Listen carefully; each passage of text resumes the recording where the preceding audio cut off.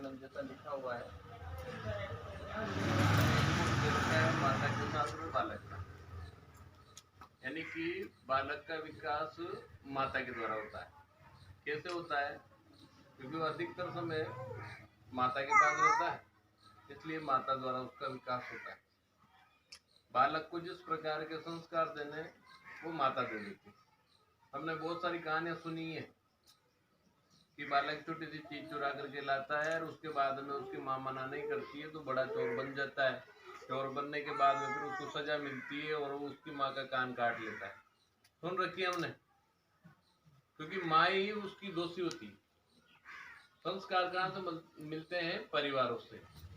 परिवारों में जिस प्रकार संस्कार, अभी देखते हैं छोटे छोटे बालकों को देख रहे हो, छोटे छोटे बालक किस प्रकार के आचरण करते हैं। वो कब करते हैं? अपने परिवार की बातों को सुन करके।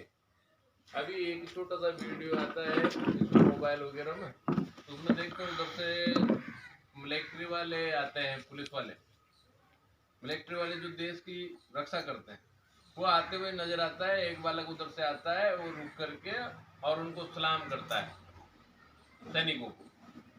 तो ये उसके घर का संस्कार है, नहीं तो चुपचाप भी खड़ा रह सकता था। दूसरा, किसी बात को समझना और समझने के लिए उसको तैयार होना, ये होता है संस्कार। संस्कार बिना पढ़े लिखे लोगों में भी संस्कार बहुत अच्छे थे, जो हमने देखे हैं पहले बिना पढ़े लिखे लोगों। वर्तमान समय ऐसा आ गया जब पढ़ लिख कर भी वो संस्कारित नहीं होता है। तो ऐसे संस्कारित व्यक्ति की कहानी है। उसके 3 पुत्र थे। उन 3 पुत्रों में एक बीच वाला पुत्र था, वो नहीं पढ़ा जीवन भर, पढ़ने ही नहीं गया। बड़ा भी पढ़ा, छोटा भी पढ़ा, दोनों पढ़ करके डॉक्टर इंजीनियर बन गए, लेकिन बीच वाला नहीं पढ़ा। एक बहन भी थी। अब जब नहीं पढ़ा तो उसकी शादी हुई ही नहीं, और दोनों की शादी होगी जो पढ़ाई कर रही। बहन की भी शादी हुई, और उसके बाद में उनकी शादी होने के बाद में वो अनपढ़ रह गया। पिताजी भी उसके देह अवसान हो गया, उनका मर गए। अब वो माँ बची। माँ ने सोचा कि भाई ये ऐसा ही रह जाएगा, दोनों पढ़ गए, अब ये अनपढ़ है तो कुंवारा रहेगा, इसलिए इसकी शादी कर दो। तो एक लड़की तो उसकी शादी कर दी। अब शादी करने के कुछ समय बाद जो पढ़े लिखे थे उन्होंने देखा बंटवारा कर लेते हैं, क्योंकि ये तो पढ़ा लिखा नहीं है, कमाता भी नहीं है कुछ, तो बंटवारा कर लेते हैं। उससे पूछा, उसने कहा मैं तो खेत पे काम करने जा रहा हूँ, आप बंटवारा कर लेना, जो मेरे हिस्से में आया ना वो मुझे दे देना। तो बहन ने भी कहा, माँ ने भी कहा, भाई ने भी कहा कि भैया खेत की तो बंटवारा जब भी यहाँ रहेगा ना तभी होगी। तो 10 बीघा खेत था। तो उसने क्या कहा? उसने कहा 5-5 बीघा दोनों भाइयों को दे दो और ये मकान मेरी बहन को दे दो।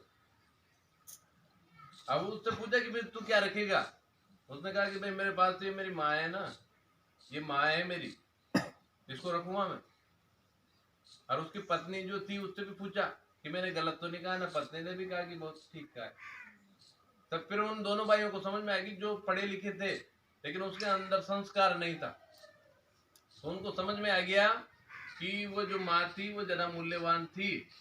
इसलिए फिर उन्होंने उस बंटवारे को बंद ही कर दिया कि बंटवारा नहीं करना। ये संस्कार है। बच्चों में संस्कार कहाँ से आएंगे? झूठ बोलना ये हम सिखाते हैं छोटी छोटी बातों पर। ये संस्कार जो अच्छे संस्कार करने के लिए हैं, विद्या मंदिर जो आदर्श विद्या मंदिर चल रहा है कानपुर में, यहाँ से बहुत सारे भाई बहन जाते हैं, तो उनको यही सिखाया जाता है कि माता पिता से, अपने से बड़ों से प्रणाम करना। कोई हमारे घर पे आए तो उससे पूछना, पानी पिलाना, पूछना कहाँ से आए हो, किससे मिलना है, किस प्रकार का जवाब देना। तो ये होते हैं संस्कार। घर में आए हुए व्यक्ति को हम गेट पर ही बात करके और भेज देते हैं, ये कोई हमारे संस्कार नहीं। आया होगा व्यक्ति, उसको पानी पिला सकते हैं, उससे पूछ सकते हैं।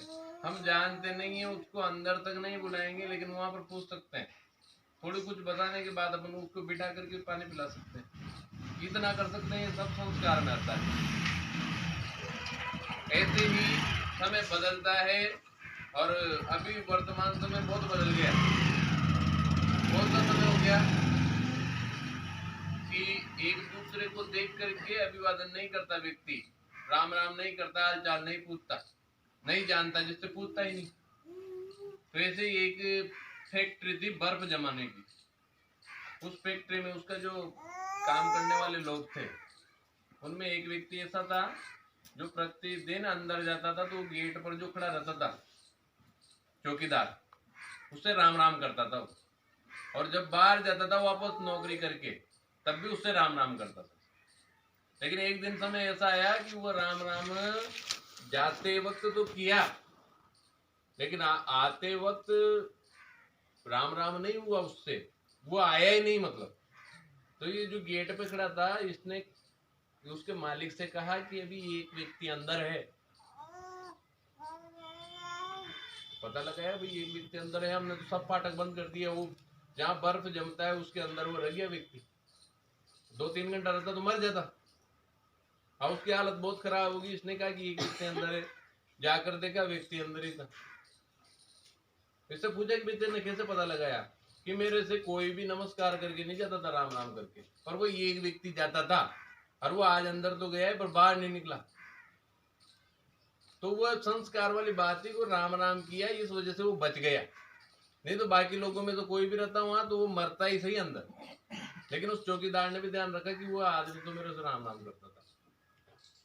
इसलिए बच्चों को जो शिक्षा दी जाती है, वो शिक्षा तो दी जाती है, लेकिन उस शिक्षा के साथ संस्कार नहीं होता है, तो फिर वो बालक अपने माता पिता को, अपने गुरुजनों को कुछ नहीं समझता है। जैसे पुराने समय में देखा होगा आपने, कहानी आती है, एक बहुत अच्छी कहानी है कि एक पिताजी थे जो बूढ़े थे 80 साल के, और उन्होंने अपने बेटे से पूछा कि बेटा ये क्या है, और कहीं से आया हुआ होगा, अभी बोल रहा है कौवा। पूछा ये क्या है? बेटा पढ़ा लिखा था? उसने कहता कौवा। पिताजी ने थोड़ी देर बाद फिर पूछा बेटा ये क्या है? उन्होंने कहा मैंने बताया था, अभी बताया आपको कि कौवा है। फिर तीसरी बार पूछा। अब आपको पता है कि जो अधिकतर तो बेटे हैं, ज्यादा उम्र हो जाती है तो 1-2 बार पूछ ही लेते हैं, इसलिए तीसरी बार फिर पूछा ये क्या है? उसने कहा कि आपका दिमाग काम नहीं करता है, एक बार में समझ में नहीं आया, कौवा है। चौथी बार पूछने पर तो गुस्सा आ गया बेटे को। उसने कहा तो कुछ मत पूछो, बेटर हो। फिर उस पिताजी ने वो डायरी निकाल करके दी, जो बचपन में जब छोटा था तब उसके पिताजी ने लिखी थी। उसमें लिखा हुआ था कि बेटे आज मेरे बेटे ने मेरे को 30 बार पूछा। कितनी बार? अरे 3 बार में गुस्से में आ गया। और उस टाइम उस बेटे ने उसके पिताजी से 30 बार पूछा था कि ये क्या है पापा? उसने कहा कौवा। लेकिन उसको गुस्सा नहीं आया था। कारण क्या था?